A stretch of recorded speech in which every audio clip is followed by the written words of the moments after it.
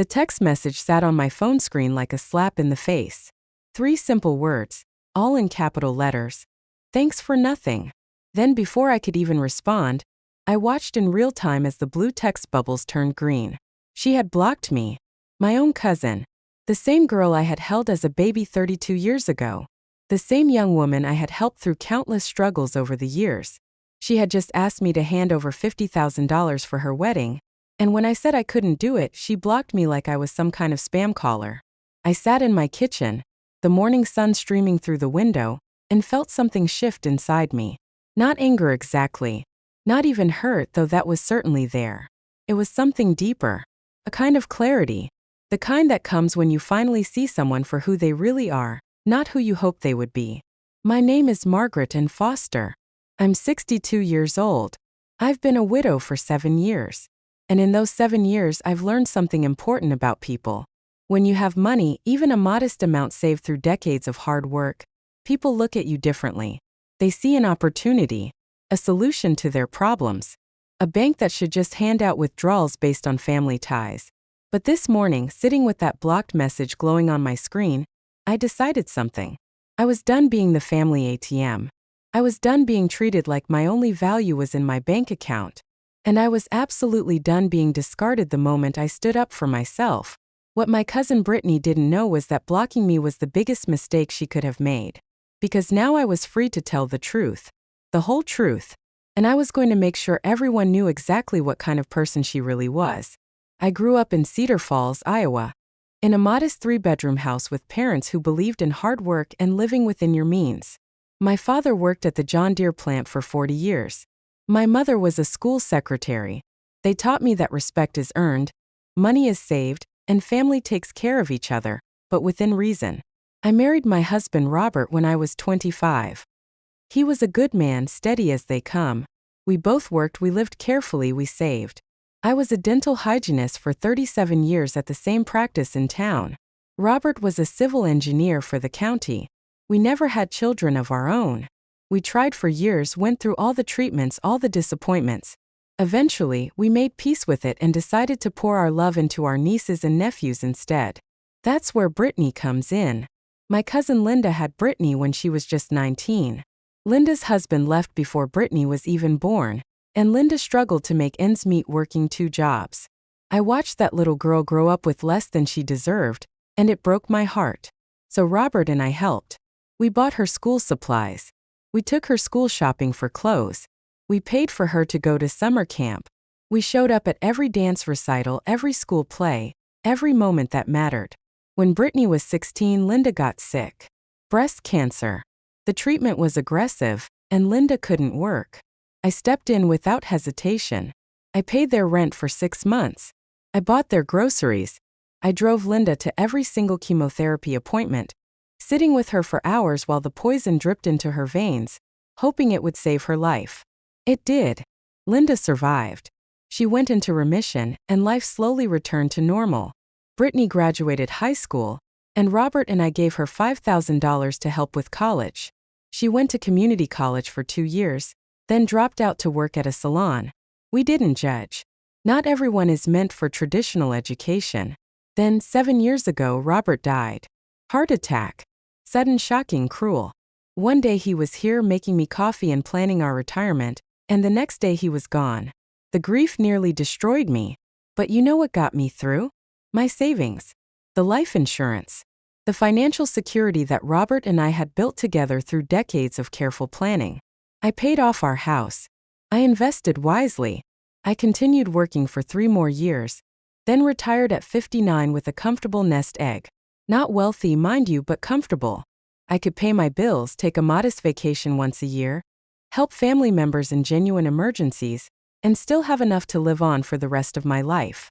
Word got around, as it does in families, that Margaret has money now. Suddenly, I was everyone's first phone call when they needed something. My nephew wanted help with the down payment on a truck. My niece needed money for dental work. Linda herself asked me to co-sign a loan for a new car. I helped when I could, within reason. I gave my nephew $1,000, not $5,000. I paid for half my niece's dental work, not all of it. I gently said no to co-signing Linda's loan. explaining that I couldn't risk my credit at my age. Most people understood. Most people were grateful for whatever help I could give. But not Brittany. Over the years, Brittany had developed a sense of entitlement that troubled me. She was now 32, working as a receptionist at a medical office, living in an apartment she could barely afford, driving a car that was always breaking down. She had a boyfriend named Chad who seemed to change jobs every few months and had a cocky attitude that set my teeth on edge. Brittany would call me maybe twice a year. Once on my birthday, once at Christmas. The conversations were always short, surface level. "Hey Aunt Marge, just wanted to say hi." I'd ask about her life, her work, her mother. She'd give short answers and find a reason to get off the phone. But when she needed something, then the calls came frequently, and she had all the time in the world. 3 years ago, her car died. She called me crying, saying she needed $3,000 for a down payment on a used car, or she'd lose her job. I gave her $1,500 and told her to find a cheaper car. She was cold to me for months afterward. 2 years ago, she had a medical emergency, an appendectomy. Her insurance covered most of it, but she had a deductible of $2,000. I paid it. She thanked me over text and I didn't hear from her again until Christmas. Last year, she wanted to take a trip to Mexico with Chad. She asked me for $1,000 as a loan that she swore she'd pay back. I said no. She told me I was selfish and that Uncle Robert would be ashamed of me. That hurt more than I can say. Using my dead husband's memory to manipulate me. So when my phone rang 6 weeks ago and Brittany's name popped up, I already felt my shoulders tense. "Aunt Marge. Oh my God. I have the most amazing news." Brittany's voice was high and excited, more animated than I'd heard her in years. "Hello, Brittany. What's going on? Chad proposed. We're getting married. Can you believe it? I'm engaged." I felt a genuine moment of happiness for her. Despite everything, I wanted Brittany to be happy. "That's wonderful, honey. Congratulations. When did this happen?" "Last weekend. He took me to this fancy restaurant and got down on one knee and everything. It was so romantic. The ring is gorgeous. 3 carats. She gushed about the ring, the proposal, how all her friends were jealous. I listened patiently, making appropriate happy sounds. Then she got to the point. "So we're thinking a June wedding. That gives us about 8 months to plan. I've already been looking at venues, and oh my God, Aunt Marge, weddings are so expensive. Like way more expensive than I thought." "They can be," I agreed carefully. "But there are ways to keep costs down if you're creative. Small guest list, simple venue, maybe a backyard reception." "No, no, no." Brittany's voice turned sharp. "This is my special day. I'm not having some cheap backyard barbecue. I want a real wedding. The kind you see on Pinterest and Instagram. A beautiful venue, professional photographer, live band, gorgeous flowers, the whole thing." "Well, I'm sure you and Chad have been saving up," I said, trying to sound encouraging. There was a pause. Then Brittany laughed, but it wasn't a happy sound. "Saving? Aunt Marge, we're barely getting by as it is. Chad's between jobs right now, and my salary isn't exactly huge. That's actually why I'm calling." My stomach dropped. I knew what was coming. "I need to borrow some money for the wedding," she said, her voice suddenly sweet again. "Just as a loan, of course. I'll totally pay you back. Once Chad gets a better job and we're settled, we'll pay you back every penny." "How much are we talking about, Brittany?" I asked, though I wasn't sure I wanted to know. "Well, I've been doing the math, and with the venue I want, the photographer, the catering, the dress, the flowers, the DJ, the cake, and everything else, we're looking at about $65,000. But I figured I could ask my mom for 10 or 15, so I was hoping you could help with 50,000. I actually gasped. $50,000? Brittany, that's not a loan, that's a fortune. That's more than many people make in a year.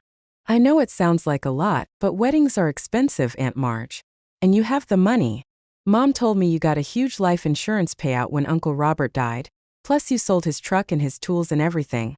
You're sitting on hundreds of thousands of dollars. 50,000 is nothing to you." The casualness with which she dismissed my life savings, the fruits of Robert's and my life's work, made my blood run cold. "Brittany, first of all, how I manage my finances is my business. Second, that money isn't just sitting around doing nothing. It's invested for my retirement. I'm 62 years old.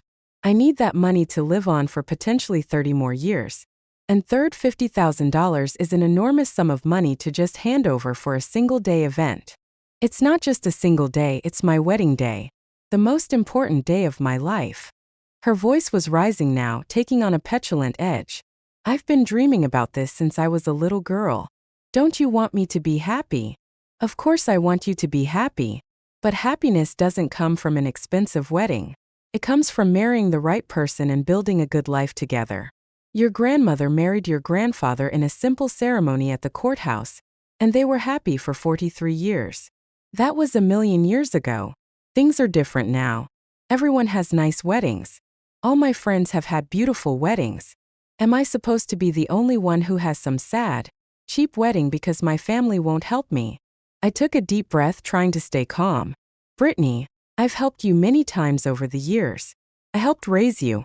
I paid for things when your mother was sick. I've given you money for emergencies. But this isn't an emergency. This is a choice. You're choosing to have an expensive wedding that you can't afford. So that's it? You're just saying no. Her voice was ice now. I'm saying I can't give you $50,000. I could perhaps help with a smaller amount, maybe $1,000 or $2 as a wedding gift, but $1,000? She actually laughed, harsh and bitter. What's that going to pay for? The napkins? Are you serious right now? Brittany, please try to understand. No, you understand something, Margaret. The use of my first name, dropping the "aunt," felt like a door slamming. I have been there for you. I visited you after Uncle Robert died. I helped you clean out his closet. I listened to you cry about how lonely you were. And now when I need you, when I'm asking for help for the most important day of my life, you're turning your back on me. My hands were shaking. That's not fair. I'm not turning my back on you. I'm simply being realistic about what I can afford to give. You can afford it. You just won't do it because you're selfish. You're a selfish old woman who would rather hoard her money than help her family. You know what? Uncle Robert would be disgusted. He was always so generous, so kind. And you've turned into this tight-fisted, bitter person who can't even help her own niece on her wedding day. Tears were streaming down my face now. Brittany, please don't say these things. Why? Because the truth hurts? You've changed, Aunt Marge. Money has changed you. You used to be nice. Now you're just mean and selfish. I have never been anything but generous with you and your mother, I said, my voice shaking. I gave years of my life helping raise you. I've given you thousands of dollars over the years. I sat by your mother's side through cancer. How dare you call me selfish? Whatever. You're clearly not going to help, so I guess there's nothing else to say. I'll remember this. When you're old and alone and need someone, I'll remember that you couldn't be bothered to help me when I needed you. Brittany. The line went dead. She had hung up on me. I sat there in my kitchen, shaking and crying, feeling like I'd been hit by a truck. How had this happened? How had a phone call that started with happy engagement news turned into such ugliness? I tried to call her back. It went straight to voicemail. I sent a text message. Brittany, please let's talk about this calmly. I love you and I want to help in whatever way I can. The message showed as delivered but not read. The next day I tried again. I sent a longer message explaining my financial situation, explaining that I wasn't being selfish but simply being responsible. I offered to contribute $2,000 as a wedding gift, and to help her find ways to have a beautiful wedding on a more reasonable budget. That's when I saw it. The message turned from blue to green. Not delivered. She had blocked me. I stared at my phone in disbelief. My own cousin, my niece in every way that mattered, had blocked me like I was some kind of harasser. Like I was the problem. I called Linda, Brittany's mother. The phone rang and rang, then went to voicemail. I left a message asking her to call me back, that there had been a misunderstanding with Brittany, and I wanted to talk about it. Linda never called back. I tried her again the next day. This time she answered. Hi, Margaret. Her voice was cold, distant. Linda, thank goodness. I need to talk to you about what happened with Brittany. She asked me for $50,000 for her wedding, and when I said I couldn't give her that much, she got very upset and blocked me. I'm hoping you can help me smooth things over. There was a long silence. Then Linda sighed. Margaret, Brittany told me about the conversation. She's very hurt. She's hurt? Linda, she called me selfish and said terrible things about Robert's memory. She hung up on me and blocked me. I'm the one who's hurt. You have to understand this wedding is very important to her. She's been dreaming about it for years. And you do have the money. It's not like she's asking you to go into debt or anything. I couldn't believe what I was hearing. Linda, do you have any idea how much $50,000 is? That's a significant portion of my retirement savings. I can't just hand that over for a wedding. But you could if you wanted to. You just don't want to. And that's fine, that's your choice. But you have to understand that Brittany feels rejected and hurt. This is her one big day, and her own aunt won't help her. I offered to help with a smaller amount. I offered to help her plan a more affordable wedding.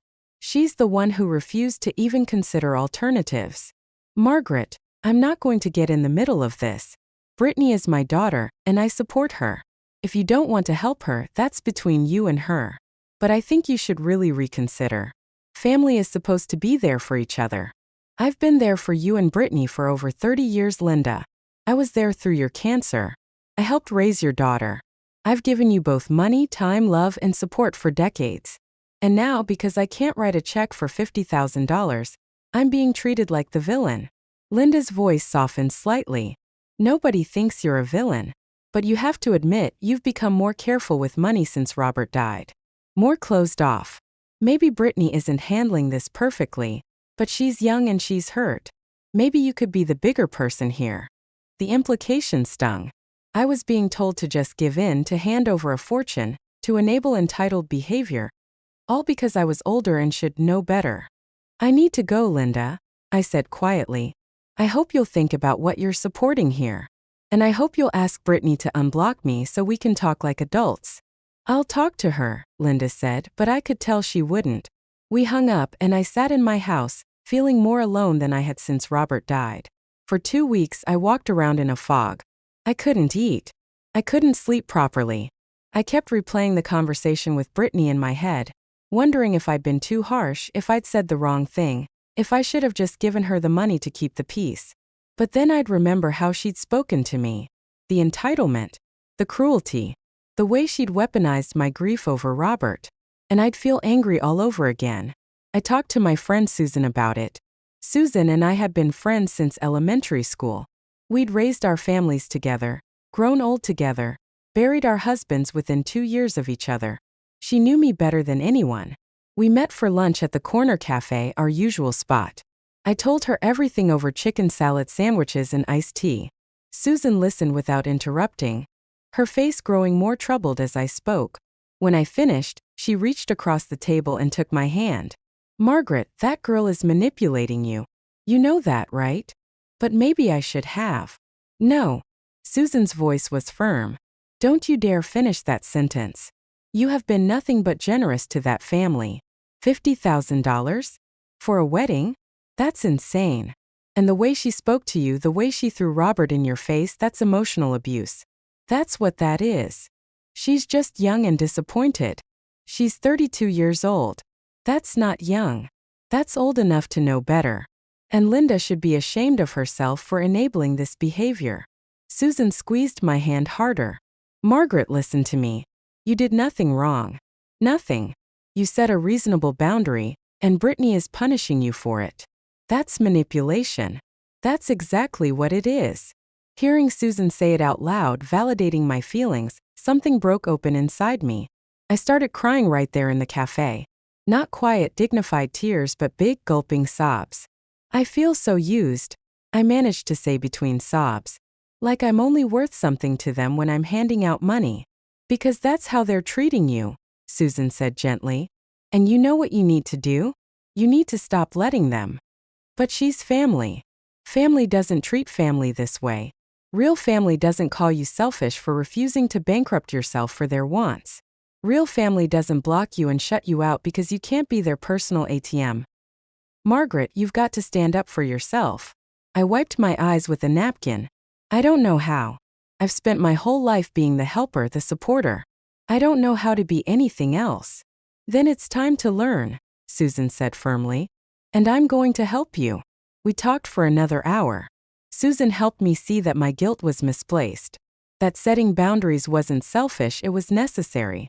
That protecting my financial future wasn't greedy, it was smart.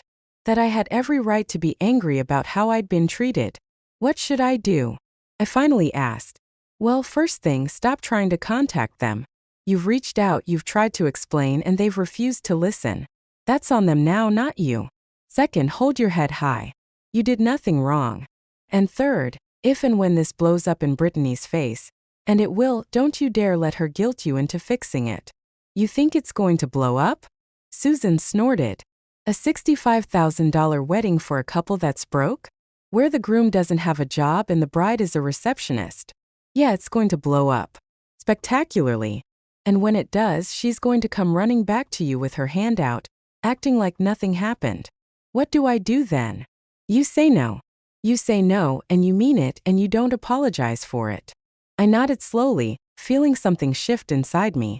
A kind of strength I hadn't felt in a long time. Okay, you're right. I know I'm right, Susan said with a smile. I'm always right. You know this about me. I laughed for the first time in 2 weeks. That night I made a decision. I was done begging for forgiveness for a crime I didn't commit. I was done feeling guilty for protecting myself. And I was done being treated like a bank rather than a human being. But I also made another decision. Brittany wanted to shut me out, fine. But I wasn't going to let her control the narrative. I wasn't going to let her tell everyone that I was the selfish, mean aunt who wouldn't help. I was going to make sure people knew the truth. Not out of spite, not out of revenge, but out of simple, honest clarity. If I was going to be judged, it was going to be for what I actually did, not for Brittany's twisted version of events. I started making calls. I called my nephew first. David was 40 years old, my brother's son, and one of the most level-headed people I knew. I'd helped him with $1,000 toward his truck, and he'd been genuinely grateful, even sending me a thank you card and paying me back 6 months later, which I hadn't expected or asked for. Aunt Marge, good to hear from you. How are things? Well, David, I need to talk to you about something, and I'd appreciate it if you just listen before making any judgments. Of course. What's going on? I told him everything. The phone call from Brittany. The request for $50,000. Her reaction when I said no. The things she'd said about Robert. The blocking. Linda's reaction. David was quiet for a long moment.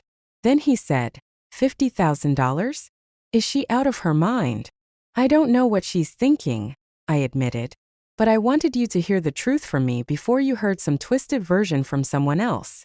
Aunt Marge, nobody in their right mind would expect you to hand over 50 grand for a wedding. That's crazy. And the way she spoke to you? That's disrespectful as hell. I'm sorry you're dealing with this. Thank you, David. That means a lot. Have you talked to Uncle Jim about this? Or Aunt Patricia? Not yet. That's why I'm making calls. I want everyone to know what actually happened. Good. Because you know Brittany's probably telling everyone that you're being mean and withholding money out of spite or something. That girl always did know how to play the victim. We talked for a few more minutes, and by the end of the call I felt lighter. David believed me. He supported me.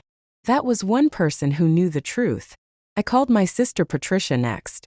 Patricia had always been more skeptical of Linda's parenting style, though she'd never said so directly. She listened to my story and made sympathetic noises. That poor girl has been spoiled rotten, Patricia said bluntly. Linda never said no to her about anything, and now look what's happened. She thinks the world owes her whatever she wants. Patricia, I just want people to know I didn't just arbitrarily cut her off. I've always helped when I could. Margaret, everyone with any sense knows what kind of person you are. Don't worry about it. Although, she paused. You might want to talk to Uncle Jim. He was saying something at the last family gathering about Brittany's wedding, and I got the feeling Linda had already talked to him. My stomach sank. What did he say? Just something about how it's nice when family can help with weddings, and how he wished he could contribute more. I didn't think much of it at the time, but now I'm wondering if Linda was trying to get him to pressure you. I'll call him, I said. Thank you for the heads up. Uncle Jim was my father's brother, 87 years old and the unofficial patriarch of the family. His opinion carried weight.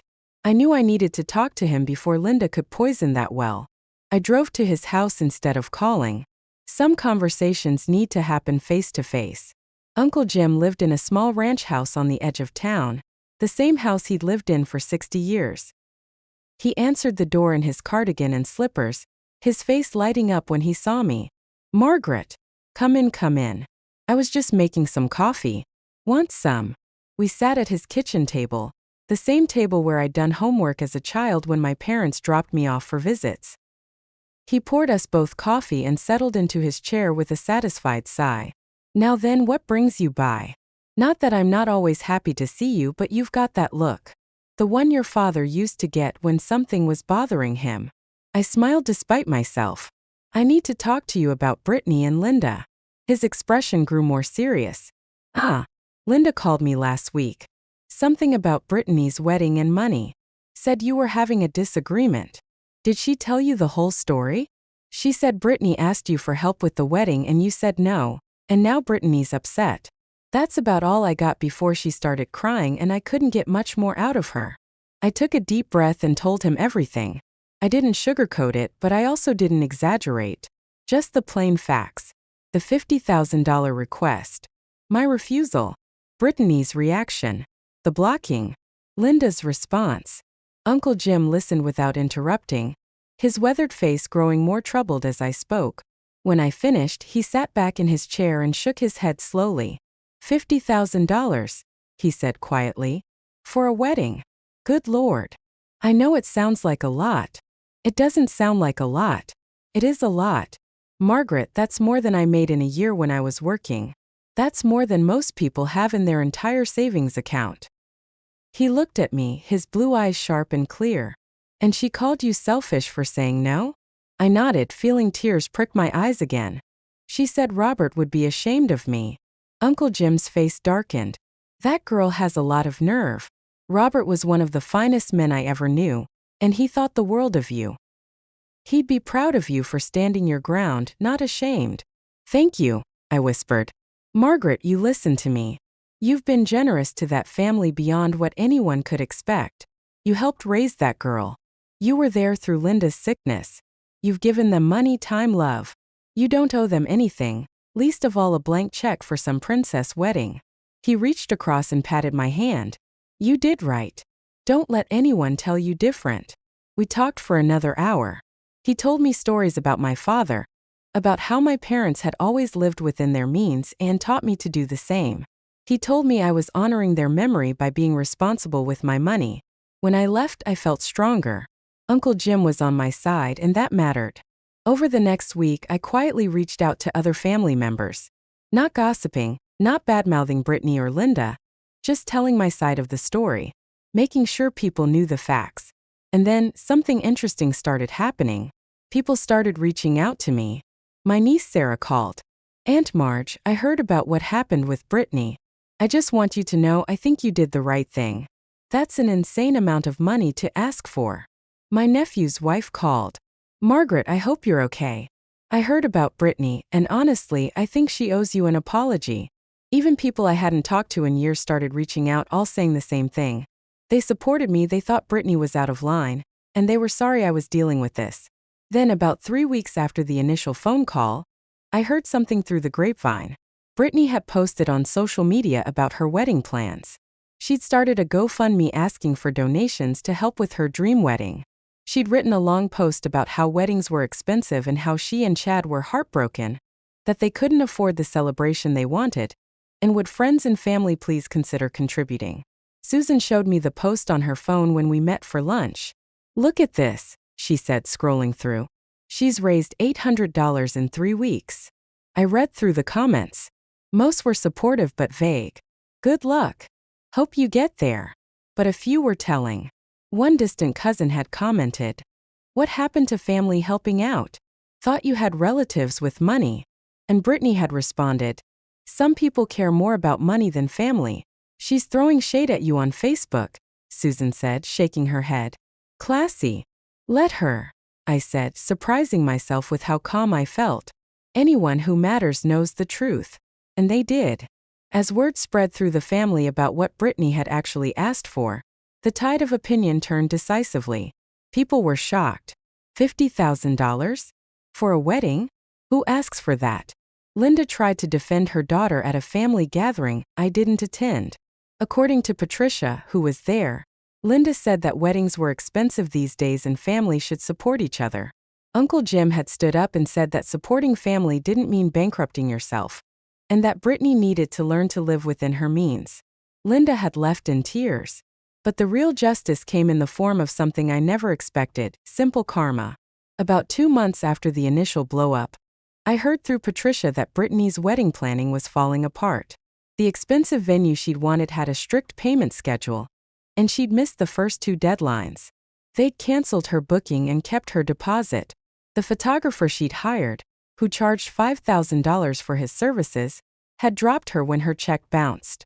Her relationship with Chad was apparently strained. He'd finally gotten a job, but when he saw how much debt Brittany was trying to take on for this wedding, they'd had a massive fight.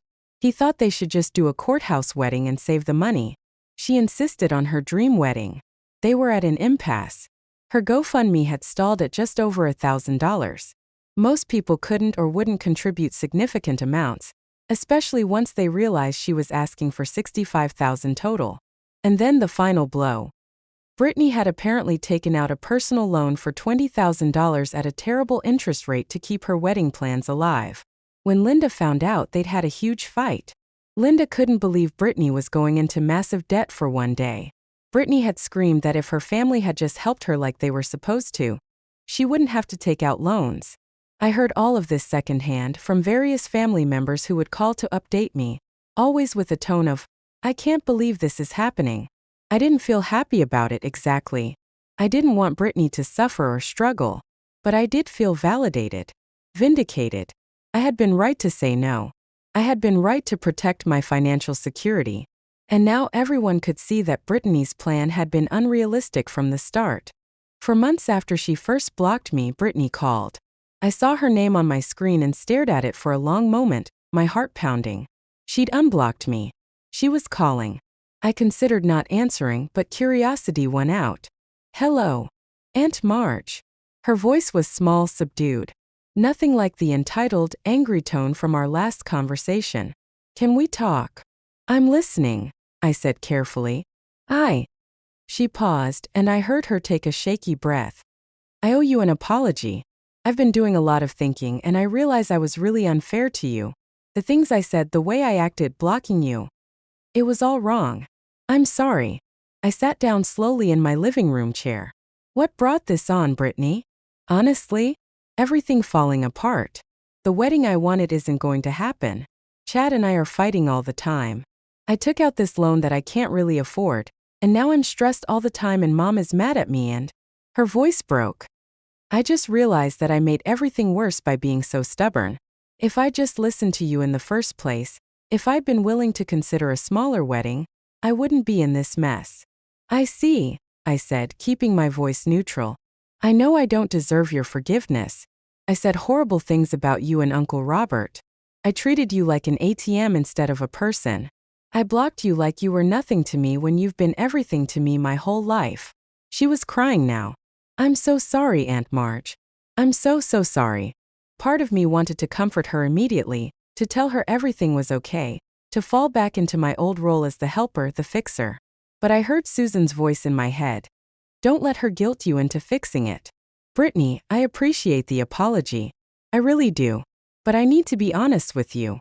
The way you treated me hurt deeply. You didn't just ask for money, you demanded it. And when I couldn't give you what you wanted, you tried to emotionally manipulate me by bringing up Robert's memory. That was cruel." "I know," she whispered. "I know it was. I don't have any excuse.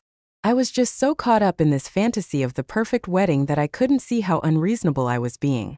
And I took it out on the person who's always been there for me." "What do you want from me, Brittany? Why are you calling?"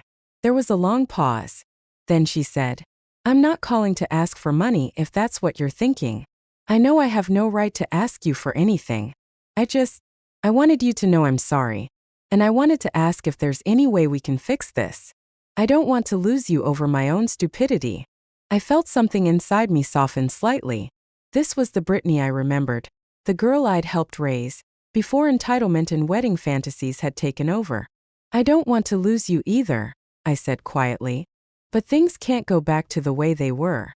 I need to know that you understand why I said no. I need to know that you respect my boundaries. I do. Completely do. You were right, Aunt Marge. About all of it. $50,000 is crazy. I don't know what I was thinking. And you've already given me so much over the years. You don't owe me anything. What's going to happen with the wedding? I asked. Chad and I are going to do something small. His parents have a nice backyard, and they said we can have the ceremony there. We're going to hire a friend who does photography on the side, keep the guest list to immediate family and close friends, and do the whole thing for under $5,000. It's not what I originally wanted, but you know what? I'm actually excited about it now. Feels more real, more us. Less about impressing people and more about actually getting married. That sounds lovely, I said, and I meant it. Would you? She hesitated. Would you consider coming? I know I don't deserve it, but it would mean a lot to me. And I promise no expectations of gifts or money or anything. Just your presence. I thought about it. Could I go? Could I watch her marry Chad, knowing everything that had happened? I'll think about it, I said finally.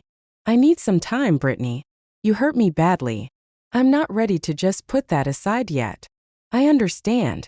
Take all the time you need. And Aunt Marge? Thank you for even talking to me. I wouldn't blame you if you just hung up. I wouldn't do that, I said. Despite everything, I still love you. I raised you. That doesn't just go away. I love you too, she said, her voice thick with tears. I'm going to spend a long time making this up to you. We talked for a few more minutes, keeping it light, carefully avoiding the painful topics. When we hung up, I sat in my chair for a long time, processing everything. 2 weeks later, I received a formal wedding invitation in the mail. It was simple, printed on nice but not extravagant cardstock. The ceremony would be held at Chad's parents' house, reception to follow. Dress casual. No registry information, just a note that their presence was gift enough. I called Susan. Brittany apologized. She invited me to the wedding. Are you going to go?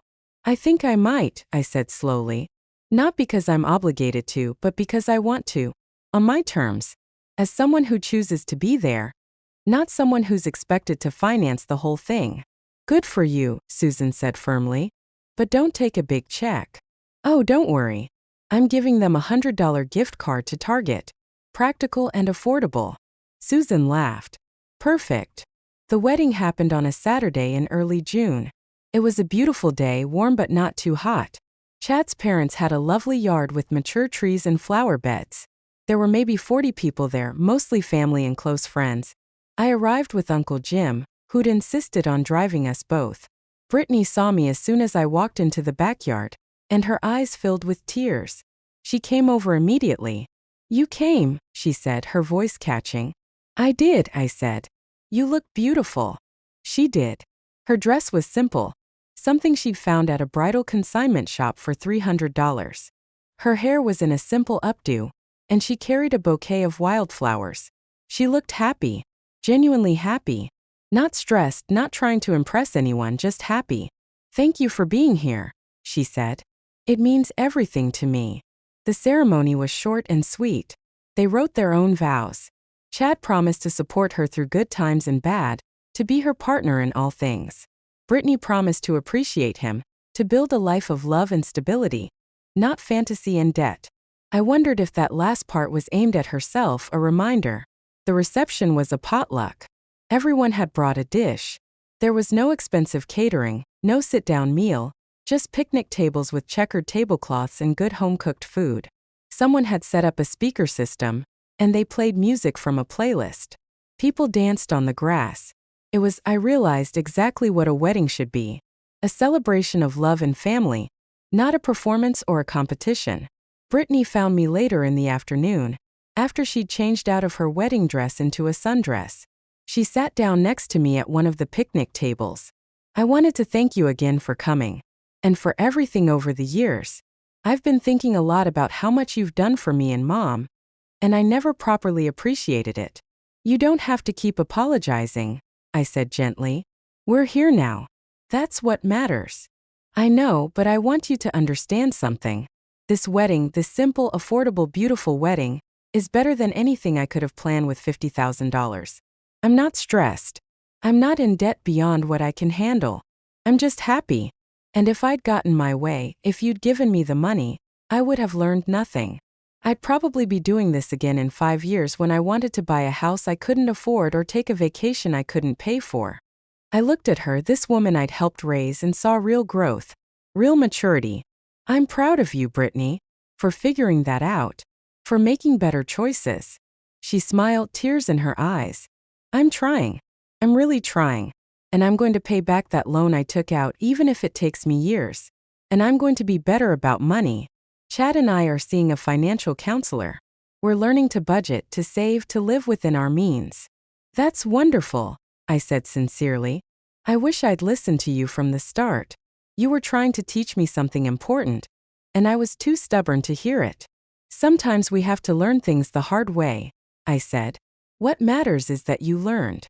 Linda approached us then, looking uncertain. She and I hadn't spoken since that phone call months ago. Margaret, she said quietly, can I talk to you for a minute?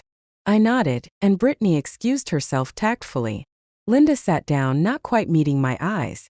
I owe you an apology too. I supported Brittany when I should have told her she was being unreasonable. You've done so much for us over the years, and I let her treat you that way. I'm sorry. I appreciate that, Linda. You were trying to teach her a lesson about responsibility, and I should have backed you up instead of making you feel bad. You were being a better parent than I was. That hit me hard. I'd never thought of it that way, but maybe that's exactly what I'd been doing. Parenting. Setting boundaries. Teaching consequences. We're okay, Linda. All of us. That's what matters. She smiled, tearful. Thank you. For everything. Always. As I sat in that backyard watching Brittany and Chad laugh with their friends, watching this simple, joyful celebration, I thought about everything that had happened. The hurt, the anger, the standing up for myself, and the eventual resolution. I thought about how close I'd come to just giving in. How easy it would have been to write that check, to hand over $50,000 just to keep the peace, to avoid conflict, to maintain my role as the family helper. And I realized that if I'd done that, I wouldn't have just hurt myself financially. I would have hurt Brittany too. I would have enabled her entitled attitude. I would have taught her that throwing a tantrum gets you what you want. I would have robbed her of the opportunity to learn one of life's most important lessons. You can't always get what you want, and that's okay. Sometimes the most loving thing you can do for someone is to say no. Sometimes protecting yourself isn't selfish, it's necessary. Sometimes family means setting boundaries, even when it's hard, even when it causes conflict, even when people get angry. I'd spent so much of my life being the giver, the helper, the one everyone turned to when they needed something. And there's nothing wrong with that, as long as it's balanced, as long as people appreciate it, as long as it doesn't come at the cost of your own well-being. But when helping becomes enabling, when generosity becomes expectation, when love becomes obligation, you have to step back. You have to protect yourself. You have to say no. I'm 62 years old. I've lived through grief and loss. I've worked hard for everything I have. And I've learned that my value isn't measured by how much money I give away, or how many people I can rescue from their own bad decisions. My value comes from being a person of integrity, from being honest and fair, from setting boundaries and keeping them, from teaching the people I love to be responsible, independent, and grateful.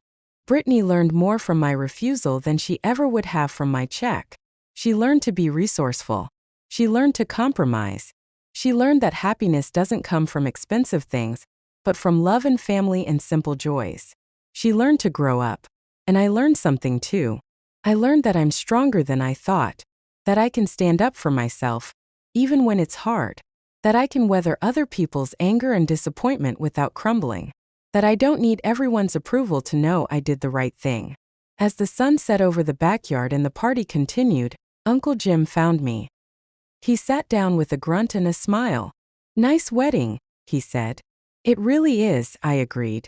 "You did good, Margaret. Standing your ground. Not many people would have had the strength." "I almost didn't," I admitted.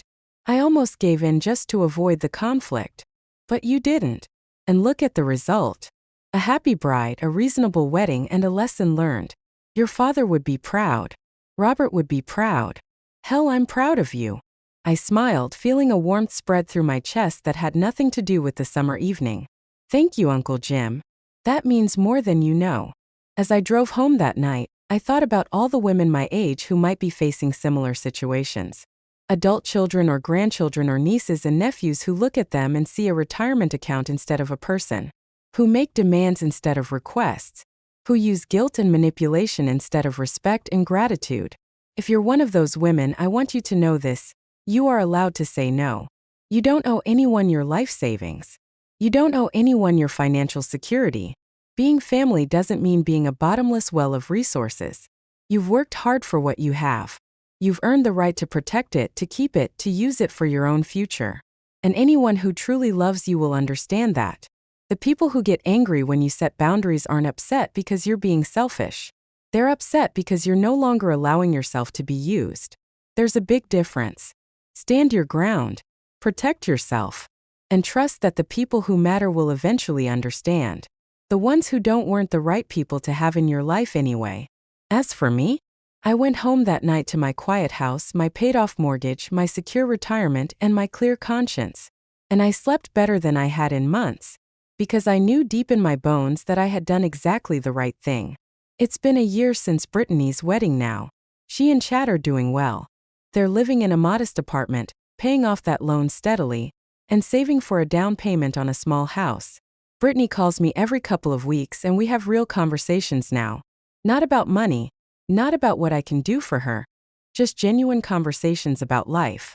She sent me flowers on my birthday with a card that said, "Thank you for loving me enough to tell me no."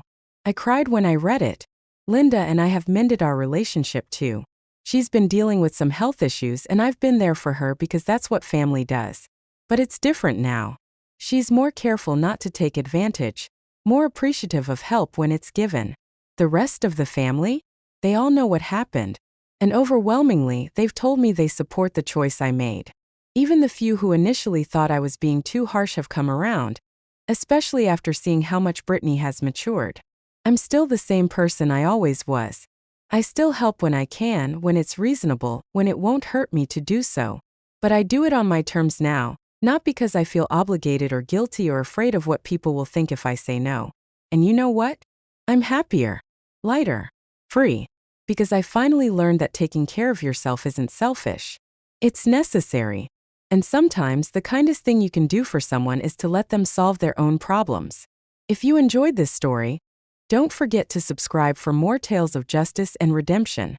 Remember, you're never too old to stand up for yourself, and setting boundaries is an act of love, not selfishness.